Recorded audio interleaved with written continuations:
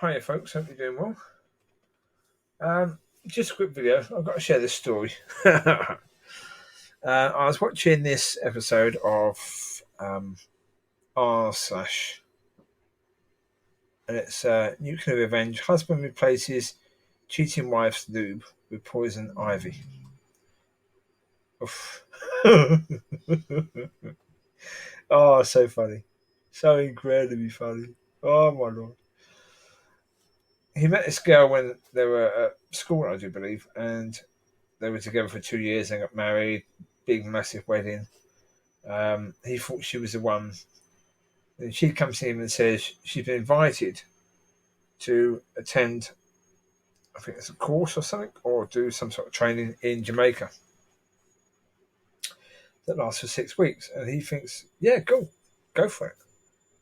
And he's thinking, great, it's her chance to spend some time in a wonderful country like Jamaica.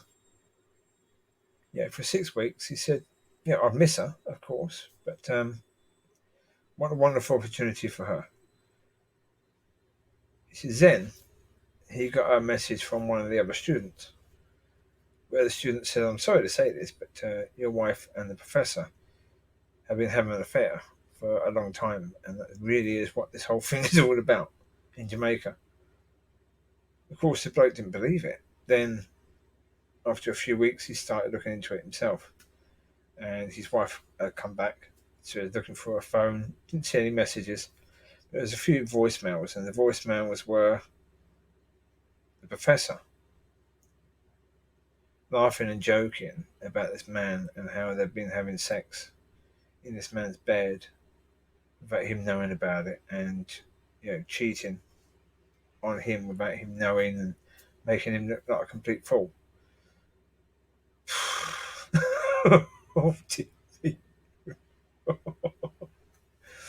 I mean,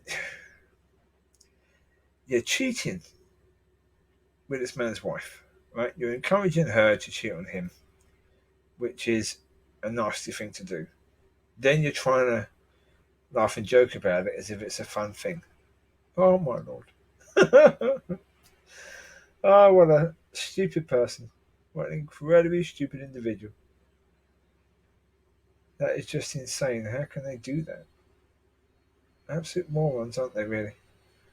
Anyway, he's listened to these messages now, and he's not too happy. He's not a happy chappy. But he's just going to sit with it until he can work out what to do. Then a few months later, he notices that this lube that he made for his wife, which I believe was hemp lube, so a version of marijuana, then put into lube,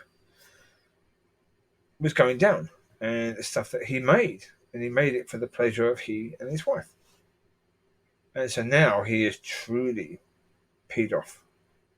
And this bloke is actually stealing this lube that he made as well.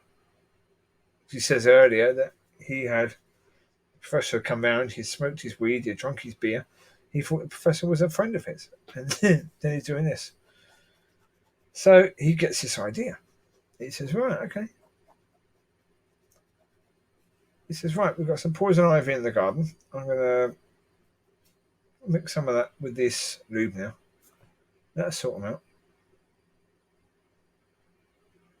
So a few days later, he makes sure he works a bit more than what he usually would. Comes home, his wife is in the shower. But what he has also done, he's changed his phone number in a wife's phone for this man's phone number, but he's put his name with it, so that any message that she sends to this man, he will get. So of course he then gets a message on this man's number saying, his wife saying, I'm very itchy, how are you?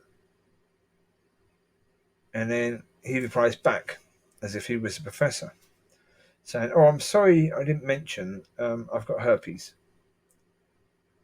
And now you have it.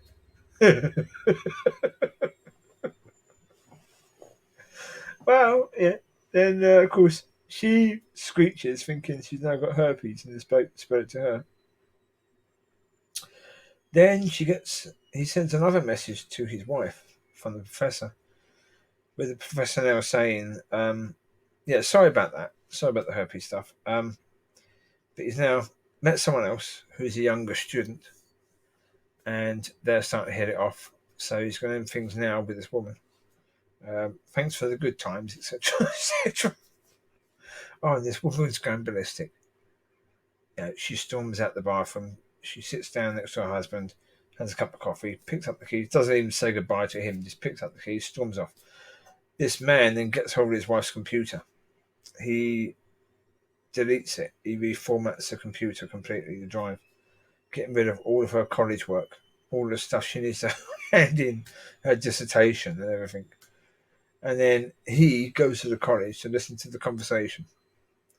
So now his wife is in the professor's room, screeching at him, how dare he give her herpes and then leave her for someone else. Of course, all of his colleagues and students can all hear this.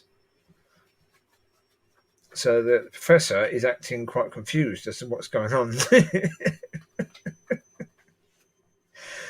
But the professor gets sacked. She fails her course because, of course, the husband deleted all the stuff. He and his wife divorce. He basically gets everything. Yeah, fantastic. What a fantastic story. That's just one that, as you listen to it, you listen to what they're doing, the wife and the professor, and you're thinking, oh my Lord, what an awful thing to do to this man. He's at work and he's pleased that this woman is going to Jamaica, that she's able to experience this wonderful place, wonderful island, and all the joys that it has. And all the while, she's cheating on him with this professor, someone who he thought was a friend. Oh dear. But then the revenge is brilliant, absolutely brilliant. Because if those two weren't having sex anymore, the revenge wouldn't have happened. Nothing would have happened. But the fact that they were still doing it meant that his revenge took place beautifully, in a beautiful and powerful way. So yeah, fantastic, absolutely fantastic indeed. So yeah, that's why I like the r/slash ones, because they do ones about choosing beggar, and those ones can be quite funny. You've got the revenge stories, and you've got the nuclear revenge stories, and some of those can be. I've listened to some that were quite, really, really bad, really, really bad. But there was one that was truly awful. It was on the nuclear revenge one. I don't think it should have been. I don't think that story should have been ever put out. It was so extreme. It was ridiculous. You can understand it from the point of view of the person. I think I've actually shared the story on another video, but while I'm doing the video on the r/slash one, I'll share this one again. Husband and wife separate. Wife gets married to an army person. Army person then encourages the child, the son of the husband and wife, previous, to join the army, telling the son that he won't. Don't worry, you won't go into any action. You'll be sent to Germany. Somewhere nice and safe like that. Of course, the son joins up. He's sent to Iraq and he's killed, more or less straight away. Bomb blows up their vehicle. Then these army men start saying, "Oh, he died because he was weak." Yeah, that's the only reason he died, because he was a weak person. Well, then the father of that boy went over and shot this man in the head, killed him outright.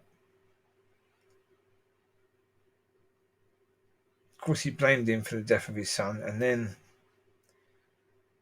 him bad mouthing the son. I mean, that army man is in hell. There's no doubt about it. I mean, the way he was speaking about that boy, you can understand. Definitely, you can understand what the father did and why he did it. it's not right. He took a knife. He killed this man. It's not right, but you can understand him doing it. You can understand why he got so angry that he did that. Yeah, terrible situation indeed. Absolutely and totally awful. I can't pretend for a second that I would do things any differently, really. In that circumstances, in that situation, with that man encouraging your child to join the forces and your child then dying, of course you're going to be blaming that man, really. You're going to be thinking that's your fault. If you just kept your mouth shut, my child wouldn't be dead. He wouldn't have joined that. Yeah. But then he starts bad mouthing your child as well. Oh, what a stupid thing to do. What an incredibly stupid thing. Just shut your mouth. Just say, these things can happen in war, unfortunately.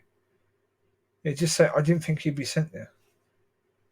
And yet he was, and unfortunately, there was a road bomb that killed him and a few others when their vehicle was blown up. It's a tragic thing. He could have just said that.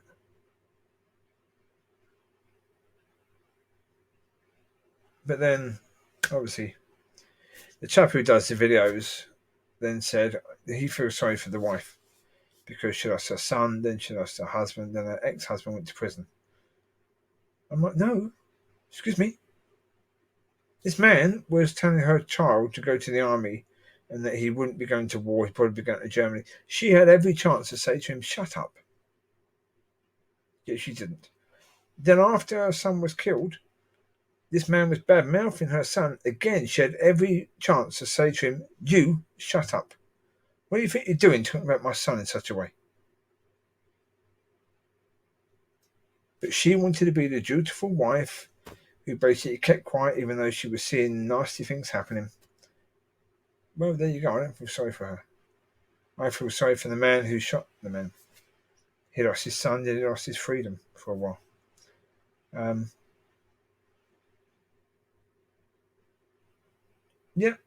Some terrible situations, definitely.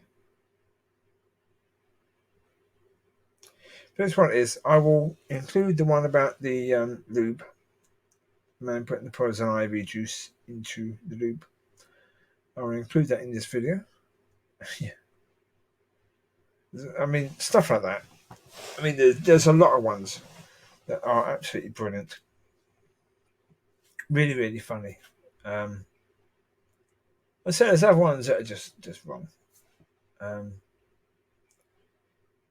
there's good examples where cheaters in many ways get their lives destroyed. Where bosses that try and cheat their staff end up losing everything as a result of the revenge that the person then does against that firm. And it's understandable. It is understandable. It's not.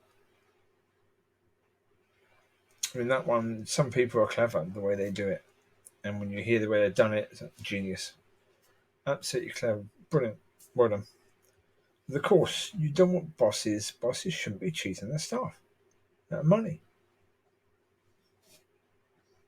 There's been some videos where you've had an employee who was a great employee, then suddenly a new boss comes in, new manager comes in, who doesn't like him and is planning to get rid of him as soon as possible. Which, of course, is wrong. And actually against the law. Especially because what they were doing, the manager was doing, was blaming him for everything that happened, even though it's got nothing to do with him, that person. And then sacking him over something fake and really, really stupid. Something that, again, he didn't do. And then firing him on that. And, of course, what they then do is, one of the stories, brilliant, this sort of thing happened. And then the bloke got a job with another firm. And the other firm ended up taking over the firm he was with before. And he was in a position where he could decide who kept their jobs in that firm. And of course, they were all so lovely to him when he came back. But yeah, so unfortunately, you got people that are quite nasty. Bosses are quite nasty. You have wives doing things to husbands that are just completely out of order. But then some of the stories are quite cool when you had the revenge stories come in. So it's like, yeah, that's interesting. So, but you take care. God bless, and I will speak to you soon. That was just sharing something that tickled me earlier. So I will include that with the video. Okay, I will include a link to it. So whether I do another video today, don't know. Weather-wise, it's wet, so probably won't be taking the dogs out today. So there you go. You take care. God bless. I will speak to you soon. Bye bye.